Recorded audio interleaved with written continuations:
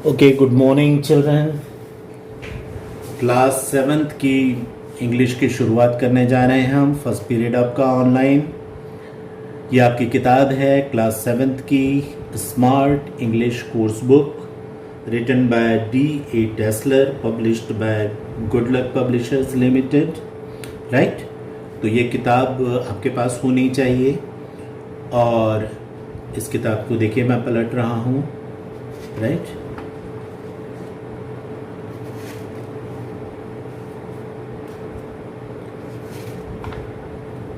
यहाँ पर हम देख रहे हैं कि टोटल आपके 10 लेसन्स दिए हुए हैं, 10 लेसन्स हैं।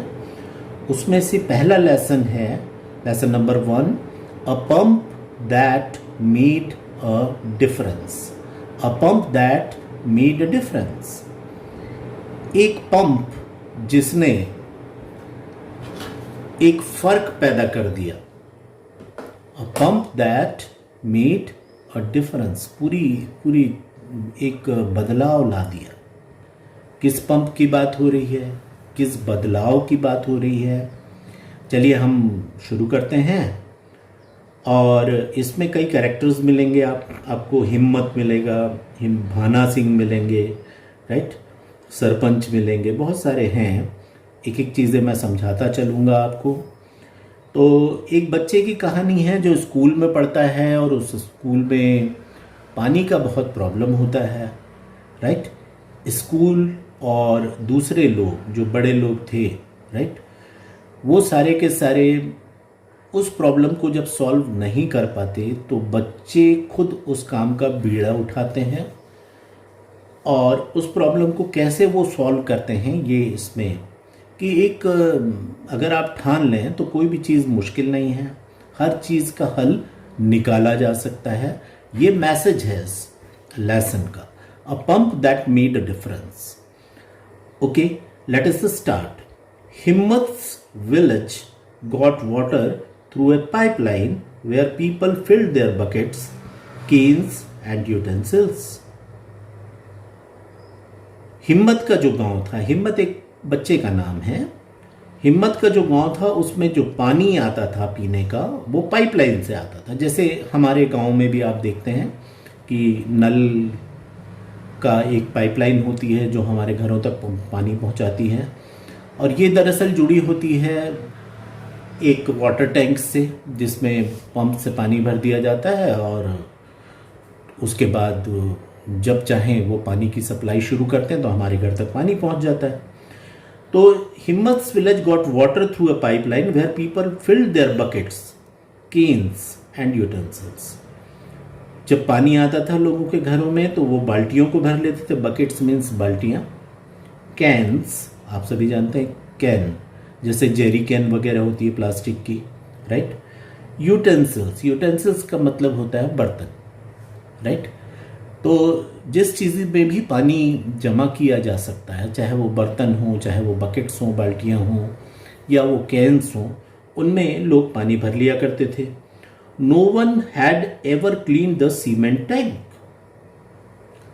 मगर जहाँ से ये पानी की सप्लाई होती थी, जो कि एक सीमेंट का टैंक था, राइट, उसे कभी किसी ने साफ नहीं किया था। राइट, नॉर्मली हम अपने घरों में जिस भी बर्तन में, घड़े में, या जैसे भी हम पानी जहाँ पर जमा करते हैं, हम उसे बहुत साफ सफाई का ध्यान रखते हैं।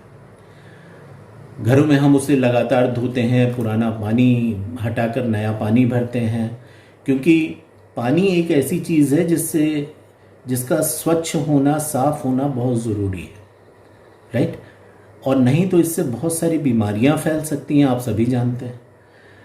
तो गांव का जो सीमेंट टैंक था जिससे पाइपलाइन के थ्रू पानी की सप्लाई होती थी, उसको कभी किसी ने साफ नहीं किया था। After a dead cat found inside the tank, the village sarpanch got the slimy tank cleaned twice a year. फिर एक बार ऐसा हुआ कि उस सीमेंट टैंक के अंदर एक बिल्ली गिरकर मर गई, राइट। बिल्ली गिर गई, मर गई।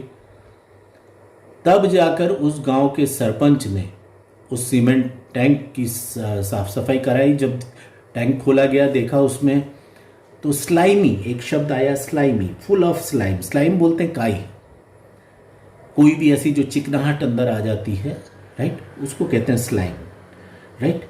तो अंदर पूरा काई से काई जमा हो गई थी उस सीमेंट टैंक पे, गंदगी हो गई थी, राइट। उसके बाद ये तय किया गया कि नहीं भाई, साल में 2 बार कम से कम इस सीमेंट टैंक की साफ सफाई करवाई जाएगी। And sarpanch got the slimy tank cleaned twice a year. Twice a year मतलब साल में 2 बार, ट्वाइस का मतलब 2 बार, right. Himmat's school also had a tank and a tap but no booster pump, so the tank remained empty. Himmat जिस school में पढ़ता था वहां पर भी एक टंकी थी, राइट, सीमेंट की टंकी थी, मगर आने वाला जो पानी होता था उसमें इतना फोर्स नहीं था, जो पाइपलाइन से जो पानी आता था उसमें इतना फोर्स नहीं था कि उससे पानी सीमेंट टंकी में चढ़ाया जा सके, राइट। ये पाइपलाइन आ रही है, राइट, ये सीमेंट की टंकी है, राइट। अब इसमें पानी भरना है तो इस पाइप को ऊपर ले जाना होगा, राइट, यूं, और यहाँ ले जाकर आप जब तब जाकर इसमें से पानी आएगा, राइट। लेकिन इसमें पानी का फोर्स इतना नहीं होता था कि वो इतना ऊपर तक चढ़ सके, राइट। लोगों ने नल यहाँ पे लगा रखे होंगे तो यहाँ तक तो पानी आ जाता था, लेकिन इसके ऊपर नहीं आ पाता था। अब अगर पानी को इतने ऊपर तक चढ़ाना है कि ये पूरी टंकी जो है, राइट, इस टंकी के ऊपरी सतह तक पानी पहुंच जाए, तो उसके लिए किसी पंप की जरूरत थी, राइट, और पंप था नहीं, राइट। तो पंप नहीं था तो पानी सीमेंट की टंकी पे चढ़ नहीं पाता था, और सीमेंट की टंकी पे अगर पानी नहीं चढ़ेगा, राइट, तो वो हमेशा टैंक रिमेन्ड एम्प्टी, मतलब वो हमेशा खाली ही रहती थी वो टंकी, क्योंकि उसमें पानी चढ़ ही नहीं पाता था। यहाँ पर देखिए आप, ये एक पूरा का पूरा सीमेंट की टंकी दिख रही है, कहीं से पानी की पाइपलाइन आई होगी जिसको ऊपर तक ले जाने की ज़रूरत है, तब जाकर यहाँ पर देखेंगे आप कि ये नल वगैरह सब लगा हुआ है, लेकिन ये पानी की टंकी खाली है, तो पानी कहाँ से आएगा, राइट। तो लोग क्या करते थे बच्चे, in summer the water the children brought from home finished before the reached school. गांव के बच्चे थे, आप लोगों की तरह उनके पास ऑटो या बसेस या पेरेंट्स उनके लाके उनको स्कूल तक छोड़ने ये सुविधा नहीं थी, तो बेचारे पैदल चलकर स्कूल आया करते थे। गर्मी के दिनों में आप सभी जानते हैं, हम सभी को बहुत ज़्यादा प्यास लगती, तो जो भी पानी बोतल में वो अपने साथ लेकर आते थे, वो रास्ते में धूप में चलते हुए जो प्यास लगती थी बच्चों को, वो बॉटल का पानी तो यूँ समझ लीजिए कि स्कूल पहुँचते पहुँचते ही ख़त्म हो जाता था। अब वो पानी की बोतल खाली। The children filled a big plastic flask from the houses near by for the teachers. तो बच्चे क्या करते थे, अपने टीचर्स के लिए एक प्लास्टिक का एक कोई फ्लास्क था यानी बर्तन था, उसको भर के ले आया करते थे। पड़ोस में जो घर थे वहाँ से, राइट, उनसे रिक्वेस्ट करते थे कि हमारे टीचर्स के लिए पानी दे दीजिए, और उसको भर के लाते थे ताकि टीचर्स का काम चल जाए। The girls the boys washrooms were locked. जो लड़कियों का जो लड़कों का वॉशरूम मतलब जो बाथरूम होता है, टॉयलेट होता है, वो हमेशा बंद करके रखा जाता था। क्यों बंद करके रखा जाता था, सोचिए। क्योंकि ये वॉशरूम्स या टॉयलेट्स वगैरह होते हैं, इसको साफ सुथरा रखने के लिए फ्लश करना बहुत ज़रूरी होता है, पानी डालना बहुत ज़रूरी होता है, और स्कूल में पानी की तो बहुत कमी थी, तो गंदगी ना फैले, इस वजह से इन वॉशरूम्स को या टॉयलेट्स को हमेशा बंद ही रखा जाता था। The children were taught about health and hygiene and the importance of having a bath, brushing their teeth, cutting their nails regularly, washing their hands before meals and keeping their clothes washed and clean. एक तरफ तो school में बच्चों को सिखाया जाता था health and hygiene के बारे में। हेल्थ मतलब स्वास्थ्य, हाइजीन मतलब साफ सफाई, स्वच्छता। एक तरफ तो बच्चों को स्कूल में टीचर्स पढ़ाते थे कि अच्छी सेहत के लिए स्वच्छता का कितना महत्व है। उन्हें बताया जाता था कि कितना महत्वपूर्ण है रोज़ाना हैविंग ए बाथ, रोज नहाना, स्नान करना, ब्रशिंग देयर टीथ, अपने दांतों को साफ रखना, मुंह में को साफ रखना, ब्रश करना, कटिंग देयर नेल्स रेगुलरली, अपने नाखूनों को रोज़ाना, ये रोज़ाना नहीं, रेगुलरली, राइट, नियमित रूप से उसकी नेल्स की कटाई छटाई करना। क्योंकि आप जानते हैं कि जो नाखून होते हैं हमारे, उसमें अगर ये नेल्स बढ़ जाएं तो उसमें मैल जमा होने लगता है, राइट, और उसमें कई बैक्टीरियाज होते हैं जो जब भी हम खाने के लिए हाथों का इस्तेमाल करते हैं तो वो खाने के थ्रू, हमारे हाथों के थ्रू हमारे शरीर के अंदर चले जाते हैं और बीमारियां पैदा करते हैं, right. Washing their hands before meals and keeping their clothes washed and clean. और आप सभी जानते हैं कि खाना खाने से पहले और खाना खाने के बाद हमें अपने हाथों को अच्छे से धोना चाहिए। उसके पीछे भी यही कारण है कि हमारे हाथों में किसी तरह के जीवाणु, बैक्टीरिया या कोई माइक्रोब्स, राइट, कोई भी अगर हो तो वॉश करने से वो साफ़ हो जाते हैं हमारे हाथ, और उसके बाद हम खाना खाएं तो सुरक्षित रहते हैं। खाना खाने के बाद हमारे जूठे हाथों को फिर से अच्छे से धोना ज़रूरी होता है, राइट। अलावा इसके keeping their clothes washed and clean, हमारे कपड़ों की साफ सफाई भी बहुत ज़्यादा ज़रूरी है। ये बहुत ज़रूरी है कि हम अपने कपड़ों को लगातार धोएं और धुले हुए कपड़े पहनें, उनको गंदा ना होने दें, मैले ना होने दें, राइट। नॉर्मली स्कूल्स में आप देखते हैं कि बच्चे जब खेलने लगते हैं तो सब भूल जाते हैं, कपड़े वगैरह की साफ़ सफाई का ध्यान रखना भूल जाते हैं, धूल मिट्टी लगने लगती है, गिरते हैं, फिर तरह तरह की चीज़ें। तो हमारे कपड़ों का साफ सुथरा होना बहुत ज़रूरी है अगर हमें स्वस्थ रहना है तो देखिए यहाँ पर तो स्कूल में ये तमाम चीज़ें एक सिखाई जा रही थी, राइट, स्वास्थ्य के बारे में, साफ सफाई के बारे में। और वहीं पर स्कूल में मौजूद जो टॉयलेट था उसकी साफ सफाई का कोई इंतज़ाम नहीं हो पा रहा था, क्योंकि वहाँ पर पानी की बहुत ज़्यादा कमी थी। जब पीने के लिए ही पानी नहीं मिल रहा था तो टॉयलेट की साफ सफाई कैसे होती, राइट। बच्चों के को जो लंच में खाना खाने से पहले हाथ धोने के जो इंस्ट्रक्शंस हैं, हाथ धोने के जो सुझाव दिए जाते हैं, उसका पालन कैसे होता। तो ये बड़ी एक मुश्किल घड़ी थी। आगे बढ़ते हैं।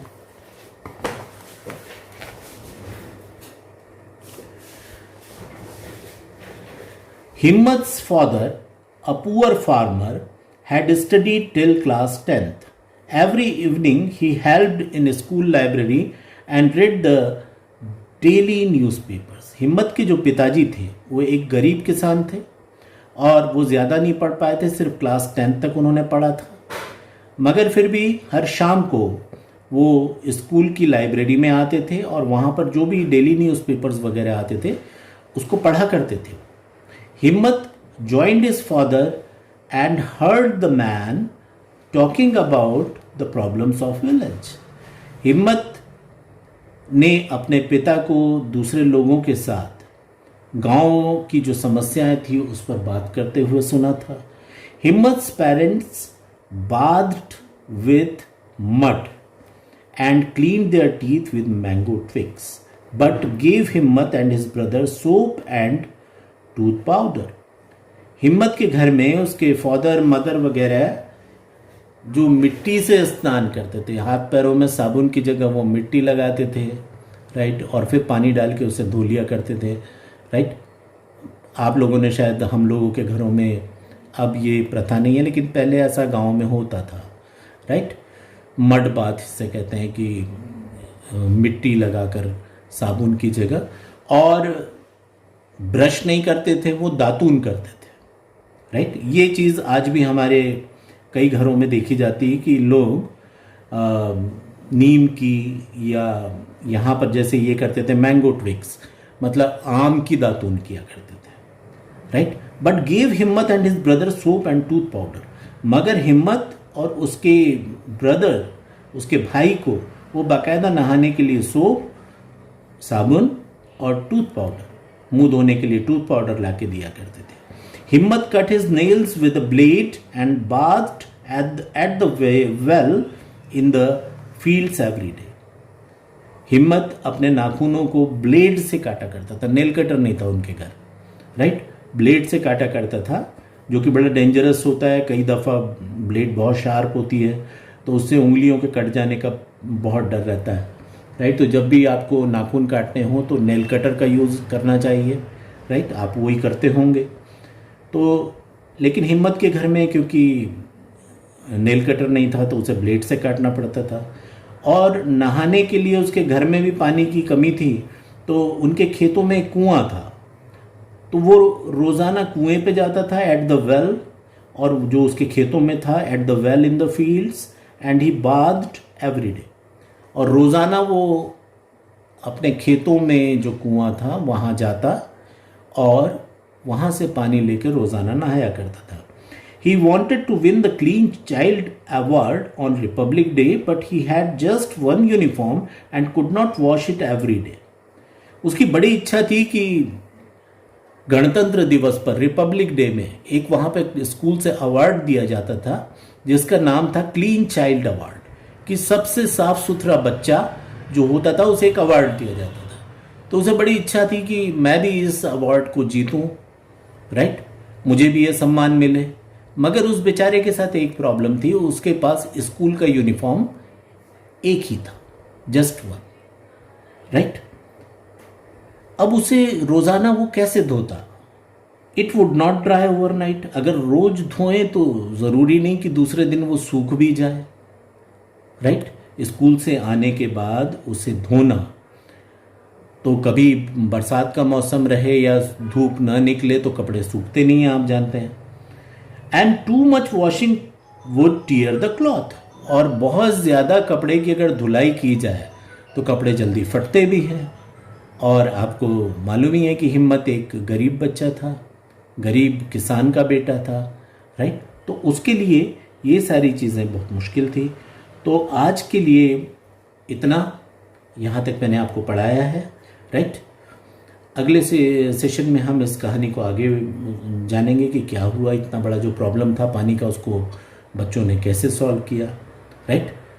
तो आई होप कि आप इस जो मैंने आपको पढ़ाया है, राइट, उस लेसन को बार बार तेज़ आवाज़ में, राइट, लाउडली आप रीड करेंगे. एक एक शब्द जो मैंने पढ़ा है, राइट, उसको आप समझने की कोशिश करेंगे, इसका अर्थ जो मैंने आपको बताया है, तो डेफिनेटली आप समझते हुए आगे बढ़ेंगे, right. This is your homework. यही आपका होमवर्क भी है. So I wish you all the best and thank you all.